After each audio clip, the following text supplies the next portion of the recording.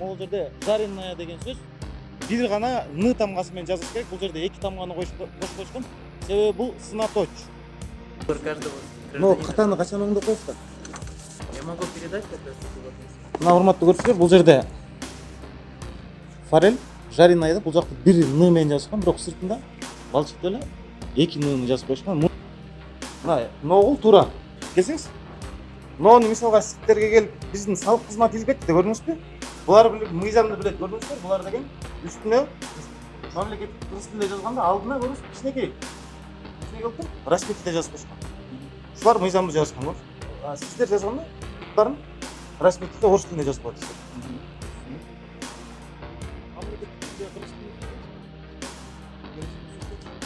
Көрдүңүзбү? Жареная. А эмнеге сыртында эки ны менен жазылып, бул жерде бир ны менен жазылып? Так я же меняю. Качан? Что Өзлөрүнүн катасын мойнуна алды, буюрса бир жуманын ичинде алмаштырып коебуз деди. Мындай могу катасын. Ассаламу алейкум урматтуу көрүүчүлөр. Эгер бизге колдоо көргөзөм десеңиздер, кыргыз тилин жана эне тилибиздин өнүгүшүнө салым кошкуңуз келсе, биздин Айтилек Орозбеков YouTube каналыбызга жана Instagram баракчабызга катталып, жакты белгисин басып, ой пикир калтырганды унутпаңыздар. Себеби бул сиздер тараптан бизге чоң жардам болот. Жана бизди дагы алдыга иштегенге, жакшы иштерди алып барганга чоң шык берет жана шыктандырат. Ассаламу алейкум урматтуу көрүүчүлөр. Бул Бишкек шаарындагы жареная форель деген тамактануучу жай. Бул жерде ушу сыртындагы жарнамасы ката жазылган. Мисалга, могул жерде жареная деген сөз бир гана ны тамгасы менен жазыш керек. Бул жерде эки тамганы кошуп койышкон. Себеби бул сынаточ. Суроого жооп берет, ошондуктан бир тамга менен жазыш керек. Азыр биз ичинде жетекчилери кандай деп жооп берет, кирип көрөбүз. Саламатсызбы? Саламатсызбы? Жетекчилик барбы? Нет. Администратор. Я? Слушай, Ага. там Отуруп түзсөк болобу? да, комфортно. Заказать? Жок, сүйлөшөбүз. Мамлекеттик тилде кыргыз тилинде сүйлөй аласызбы? Что там? Келиңиз анда сүйлөшөлүчү. Могу азыр тамактануучу жайдын сыртында жареная форель деп жазылып турат го. Да, но Ошол пока ката временно- жазылган го. Как? Ката. Ага. Бир эле ны тамгасы менен жазыш керек. Ага, хорошо. Неме аш тизмек меню берсеңиз, мен сизге көргөзөм. Көрсөңүз.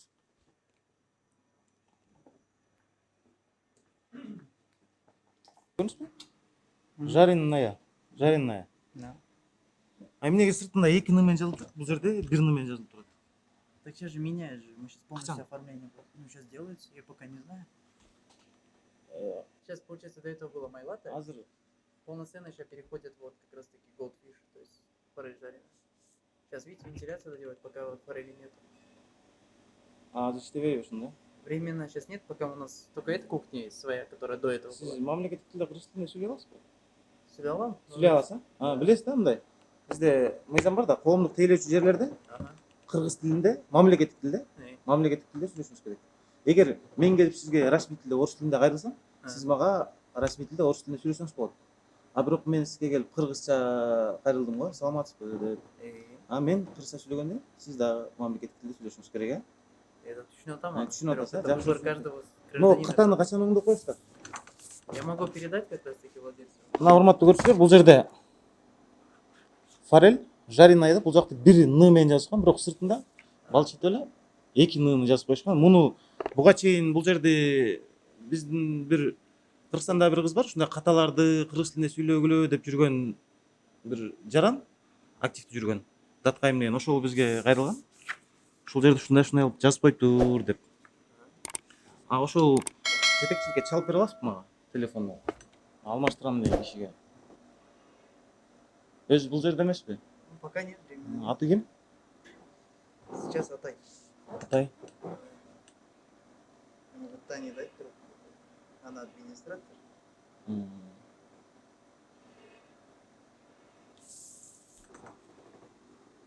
Бирок ал өзү орусча сүйлөйт да. Кыргызча сүйлөбөйбү, а? Орусча сүйлөйт, орусча.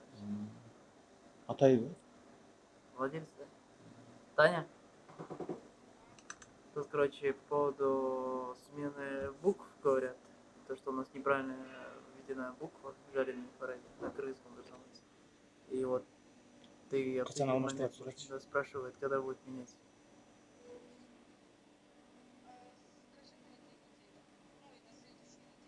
На следующей неделе будет. Кийинки жума алмаштырат, а? Да.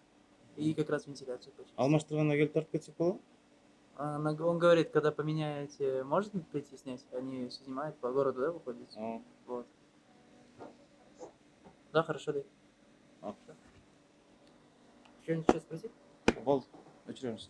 Анайчы, мындай сиз кабарлап койсоңуз. Бул деген аш тизмеге кыргызчасы меню бул, а. Ушул дагычы. Көрдүңүздөр, сиздерде мамлекеттик тилде кыргыз тилинде жок экен. Барбы ушунун кыргыз тилиндеги?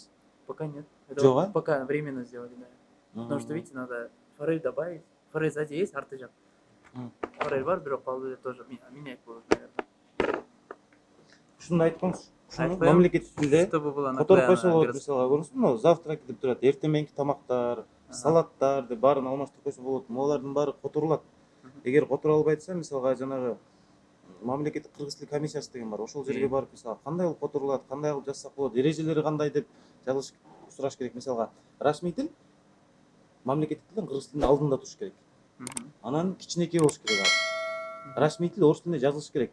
Бирок кичинекей болуп, кыргыз тили Кичинекей тамга менен баштап. кичинекей тамган. А кыргыз тили мамлекеттик тил үстүндө жазылып туруш керек. Же сол жагында. Мындай расмий тил бул жагында болуш керек. Дагы айта турган нерсе. Мисалга азыр сиздердечи көчөдө чоң болуп ката менен жазылып турат, а? Бул деген мисалга азыр бизде жаштар чоңоюп келет атпайбы? Жаштар. Бизде жаштар мектепте көп китепке көңүл бурбайт, алар ушундай көрнөк жанактарды көп карайт да. Мисалга келатса ал деген бул жерде ката менен жазылып турат, анан кийин булар көрдүңүзбү?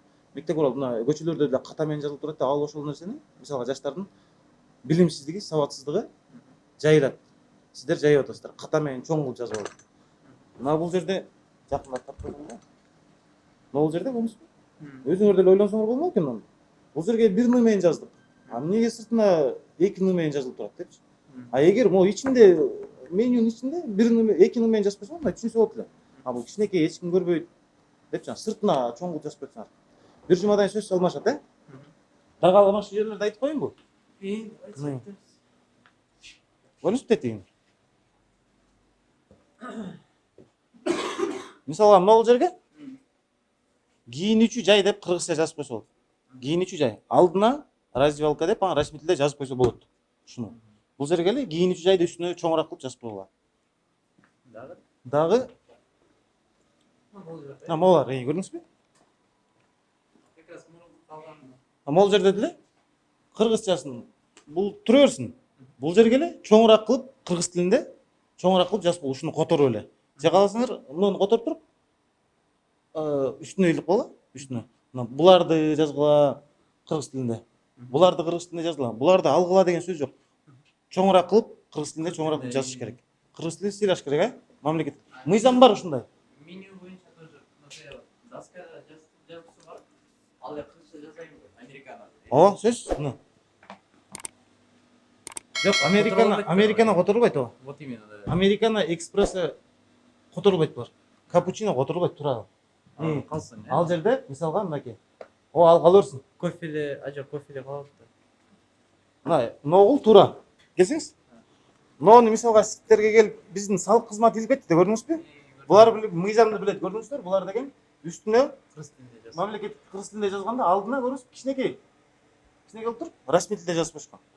Ушулар мыйзамды жазышкан, көрүңүз. А сиздер жазганда бүт баарын расмий тилде, орус тилинде жазып коесуздар. Түшүндүм.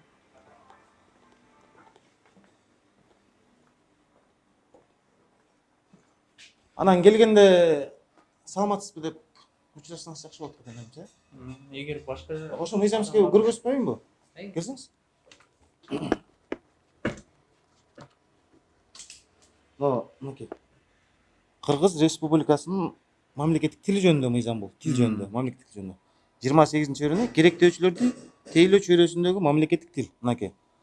Менчиктин бардык формаларында ишканалар, мекемелер жана уюмдар, ишкер, жеке адамдар керектөөчүлөрдү тейлөөчү башка чарба субъекттерди мамлекеттик тилде мамлекеттик тилде кызмат көрсөтөт жана маалымат берет, көрдүңүзбү? Мамлекеттик тилде кыргыз тили бул. Мамлекеттик тил менен катар маалыматтар расмий тилде кайталанышы мүмкүн деп атат. Сиз түшүнбөй калган кишиге кайталап койсоңуз болот мисалга.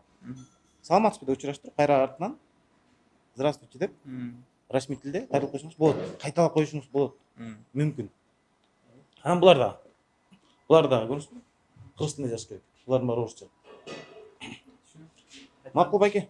Чоң рахмат. Жетекчилерге жеткизип коюңуз. Бир жумадан буюрса келебиз биз, Урматтуу көрүүчүлөр, бул жердеги тамактануучу жай жареная форель деген өзүлөрүнүн катасын мойнуна алды. Буюрса бир жуманын ичинде алмаштырып коебуз деди. Мындай могу катасын бир чоң нынын жазып коюшкан да ашыкча. Ошону алмаштырып, анан буюрса бизге чалып коебуз деди. Негизи ушундай көчөлөрдө көрнөк жарнактар жаштарга ката жазылган көрнөк жарнактар жаштарга аябай чоң таасирин тийгизиши мүмкүн. Себеби биздин жаштар азыр мектепте көп сабакка көңүл бурушпайт, китеп окушпайт. Анан ушундай көчөдө көрнөк жарнактарды аябай көп карашат. Мисалга бул жерден бир жаш бала өтүп кетип барат. Муну окуп туруп ушундай болуп жазылат турбайбы деген ойдо калышы мүмкүн. Ошондуктан жаштардын сабаттуулугун, билимдүүлүгүн биз күчөтүшүбүз керек.